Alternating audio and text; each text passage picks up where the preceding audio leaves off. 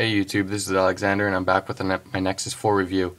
So I'm just going to run through a couple specs here real quick and then jump into it. This has got a 1.5 gigahertz quad-core Krait Qualcomm Snapdragon S4 CPU. That's a mouthful.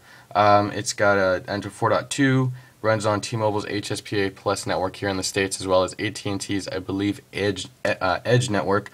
It's got a 4.7 inch, that's diagonal, true IPS HD display, or IPS Plus HD display. That's 1280 by 768 resolution. You got 8 or 16 gigabytes, 2 gigs of RAM, 8 megapixel camera, 1080p recording on the back, 1.3 megapixel on the front. I believe it can do 720p recording, 2100 milliamp hour battery, 9.1 millimeters thin, and it weighs 139 grams. So this device on paper is absolutely, in my opinion, ridiculous. It's the quad-core processor really helps. The 2 gigs of RAM really help, and everything about it just flies, and it's speedy. So without further ado, I'm going to try and keep this short, but we're going to load up a web page here. You can see The Verge. It's loading up over T-Mobile's HSPA Plus network, and as you can see, I got 2 bars out of what it shows to be 4. It's loaded up. We'll go ahead and fling down, and you can see there was some, not checkerboarding because it doesn't really checkerboard, but some white space as it was waiting for stuff to load. Now that it's loaded, though, it seems to be real fine. I don't know who actually scrolls like this, though, so I don't know if that's really a good test to do. But as you can see, I'm trying to go up. That's one thing I wanted to mention, is the touch sensitivity on this display actually doesn't seem that great, even not as good as my Nexus S, and that's, you know, coming up on 2 years now, if not already 2 years old. But when you try to pinch to zoom, if you notice, I get some problems here, and I don't have a bunch of grease or anything like that on my finger. My fingers are fine. It happens all the time, though, is when you try to pinch to zoom, it doesn't really fully register that you're trying to pinch to zoom until you've already gone some distance, about right there, if you can notice. So that's not a concern, it's just more of a nuisance, and I hope it's a software issue, but I'm kind of thinking it's not. Might just be the screen technology, which would be unfortunate. But double tap to zoom seems fine, and then we can go ahead and pinch out. It might work a little better if you just hold one and play. So that's sort of a browser test. I know it's not that great of a browser test, but it just gives you sort of a feel for how the processor works and the touch input. So the next thing I want to cover is the battery. The battery, you can see I'm at 56%. By the way, I know I didn't cover these in the 4.2 review. I totally just skipped my mind. Sorry. If you watched that and you were, wondering what these were, these are just quick toggles, or not so much toggles. Really, only the one that's sort of a toggle is the brightness. But yeah, there's shortcuts. You have shortcut to your network, your Wi-Fi, airplane mode. I believe that just turns it. Yeah, that one's an actual shortcut. Bluetooth will just give you a shortcut. So some of these are shortcuts, and then some of them are actual toggles, like the brightness and airplane mode. Shortcut to the battery, like we were talking about.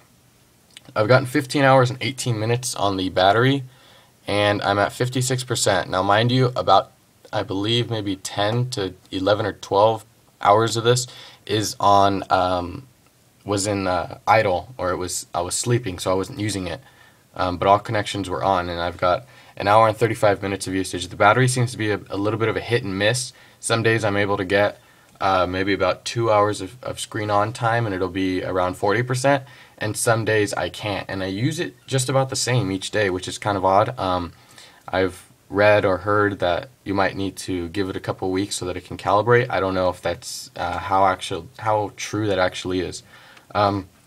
Next thing I want to talk about is the build quality. This has Gorilla Glass 2 on the back and the front, and I was kind of skeptical from seeing drop tests where it doesn't break, and then seeing some drop tests where it does break, as to whether or not it'd break in real life. And I didn't actually mean to try it, but I did when I was messing around with my brother, and I had this thing in my hand, which probably isn't the smartest thing now that I realize, and it just flew out of my hand onto tile, on directly, sort of like that, on the corner, and kind of just, evened itself out. Picked it up, was horrified. And there's no scratches. There's no scratches or dings or dents or anything like that in the frame that connects the pieces together, or in the front or the back glass panel. So Gorilla Glass 2, I don't know if I can speak for all Gorilla Glass 2, but I know on this device it is a winner, and I'm so thankful that it came with Gorilla Glass 2, because if not, probably would have been cracked and broken and not been able to do the review or enjoy the great phone. Next thing I want to talk about is the call quality and the speaker. The call quality is great in my opinion. I've heard or read rather, people talking about how the speaker up here isn't really that great, how it kind of crackles or gets distorted. I haven't had any issues like that. I've used it on speakerphone, and back here on the loudspeaker, it's been just fine. It's really clear and crisp in both speakers when I'm talking on the phone. Now when I'm listening to music, it's a little different. When I'm listening to music, of course not with headphones in, this guy back here seems to distort, or does get a little crackling when you turn it up to a pretty high volume. And given that it's not that loud, it's kind of not worrisome, but you just kind of wonder, because the speaker really isn't that loud. And let me see. Well, I can't really play a song, but if you're playing music on this thing, and because of how flat it is, when you put it on a table or on your blanket, maybe you throw it on your bed and want to listen to music or something like that, it's gonna immediately drop the quality and the I guess the loudness drastically. So just try and avoid that. And I know some phones are like that too, kind of. This guy's speakers on the back, most of them, I believe most of them are on the back, but it's got kind of like a little raise here, so it's not actually on the edge like this guy's is. So just one thing to note, the price is really good, I would say. I'd say great actually. It's $300 for an 8GB model straight out on Google Play, $350 for a 16GB on Google Play. Now the mass consumer isn't gonna know, in my opinion. I don't see them knowing to go to Google Play if you want to get it unlocked, because consumers want to get it as cheap as they can, whether it's even if it's a rebate. So on T-Mobile it's available $199 with a new 2-year contract or available upgrade. That's how I had to get this guy, because they were sold out in Google Play and I needed to get it as quick as possible. Now this is, as far as I know, the same exact that they're selling on Google Play though, so it's not like the Verizon story where you get it and they're gonna muck it up with all sorts of bloatware, and they're gonna take 5 years for an upgrade. Everything on here is stock. It didn't come with anything but Google Apps and the Google Wallet. So, and I was surprised it came with Google Wallet, because, well, not surprised really, but T-Mobile is sort of pushing. I think ISIS is their guy that they're going with for wireless payments, and Google's going with Wallet, of course. So you got Google Wallet on here. Now if we go back, now of course this runs Android 4.2 Jelly Bean. This is the upgraded version that comes with into the camera. Will segue. That comes with the new Photosphere. So if you want to take a look at Photosphere and how this works, or any other part of the camera, go ahead and hit the link down below, because I did a camera test, but it does come with camera Photosphere, and we'll take a quick look at a picture that I took. The pictures on the Nexus S, or Nexus 4, I'm sorry, are good if there's a lot of light. Like for example right now I know you can't really tell, but I do have a lot of light right here, shining right here. And they're pretty good if you at least have a lot of light. Now if you zoom in somewhat like that, you can start to see a little distortion and noise. Well, I don't want to say distortion, but noise. You can start to see a lot of fuzziness and noise, which I would have hoped. Now right there, of course, in my opinion, you would see noise, but somewhat like right there, I don't think you should be able to see noise, because it's an 8-megapixel camera. It's a newer 8-megapixel camera, and I know that's not always the determining factor. The more megapixels doesn't necessarily mean the better picture, but I would have hoped that they put maybe a better sensor or lens or something in there to sort of help with the fuzziness. But as long as you're in good light, like I said, you should be fine. And the camera for me has been just fine. I don't take a lot of pictures or anything like that. We do have an Android 4.2. This is more of an Android 4.2 thing. You got lock screen widgets. I'll just briefly touch on it. You can put up a digital clock. So now we have 2, because I really like time. You can go ahead and hold them just like any other widget, move them around, or you can fling them up to the top to remove them, and it's gone. Push that guy back up. Now you do have Google Now. Again, I just want to mention this, I turned Google Now off because I did notice that that was causing a lot of battery drain issues. I believe that's titled Android OS in the battery usage statistics.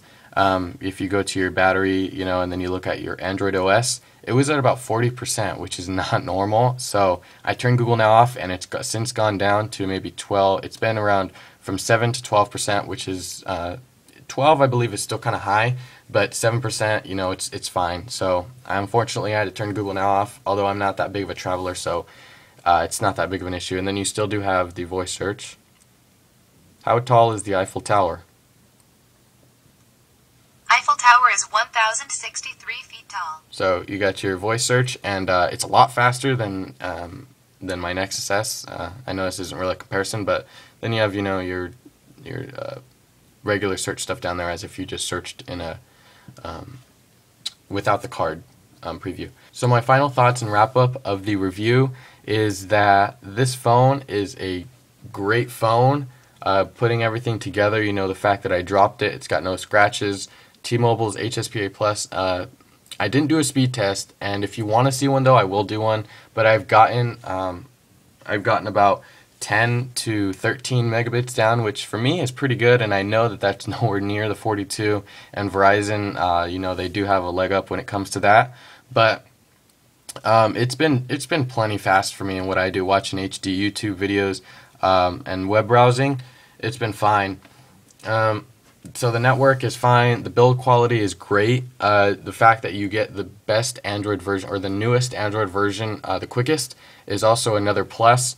Now the only minor things that I would have probably changed is maybe a better image sensor or something like that in the camera to make the pictures a little bit less noisy when you're trying to zoom in.